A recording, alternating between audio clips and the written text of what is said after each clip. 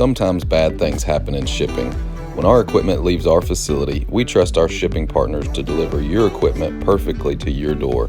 But when that doesn't happen, like in this case, our team is on it to make it right as soon as possible.